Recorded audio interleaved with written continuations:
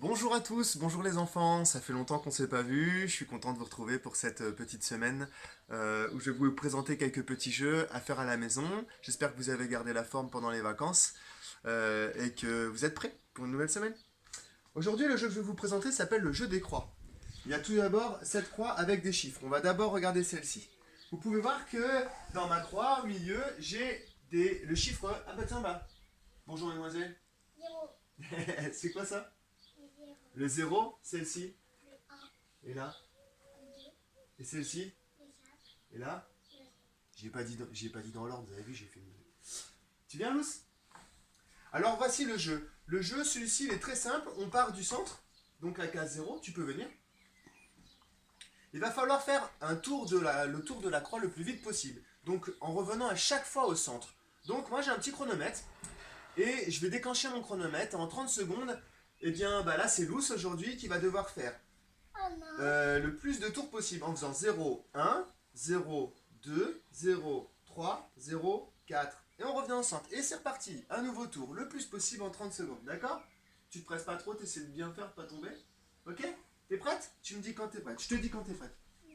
Attention. Partez. Et on revient au milieu. Super. Le 2. Ouais. En arrière. Youpi. Et 4. Super. On revient au milieu. Et c'est reparti. C'est bien ma puce. Tu peux faire peut-être 3 tours. Allez, sur le côté. En arrière. Ouais. C'est bien. Oulala, elle va vite là. Elle a plus le truc là. Hop, bien. Le 3. Et le 4. On revient au milieu. Et stop. Super. Alors tu sais à peu près combien t'as fait de tours? Oui. Combien? 3 tours. C'est très très bien 3 tours. Super. Donc ça c'était le premier jeu. J'ai oublié de vous dire, je l'ai tracé avec des craies. Ça part facilement comme ça. Mais vous pouvez faire un marquage avec les carreaux du carrelage, hein, tout simplement les utiliser ou utiliser du scotch ou du rouge à lèvres ou du chocolat. Non, on gaspille pas le chocolat. Le deuxième jeu, c'est avec des croix de couleur. C'est Maë qui va nous le présenter. Alors les croix de couleur, tu viens au milieu. Pareil, on a une case au centre dans laquelle il faut toujours revenir. Mais cette fois-ci, c'est pas toi qui choisis. C'est moi qui vais te dire un petit code couleur qu'il va falloir mémoriser, d'accord, pour le réaliser. Par exemple, si je dis à Maë rouge, elle va devoir partir du centre, aller dans la case rouge et revenir au milieu. Mais je vais lui donner 2 couleurs à Maë. Et pour les plus forts, on peut imaginer même un code de 3, voire 4 couleurs, voire plus encore, parce que les adultes aussi peuvent jouer. T'es prête? Ouais. Attention, tu vas faire rouge, vert. Alors, rouge. Hop. Et le... Super, vous avez vu, elle revient bien au centre à chaque fois. D'abord le rouge, puis le vert.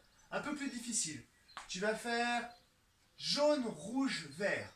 Alors, jaune. Rouge. Vert. Il est où le vert? Jaune. Alors, vert. Allez, vas-y. Jaune, rouge. Super, sans rien que j'ai besoin de lui dire, elle a réussi à se rappeler des 3 couleurs.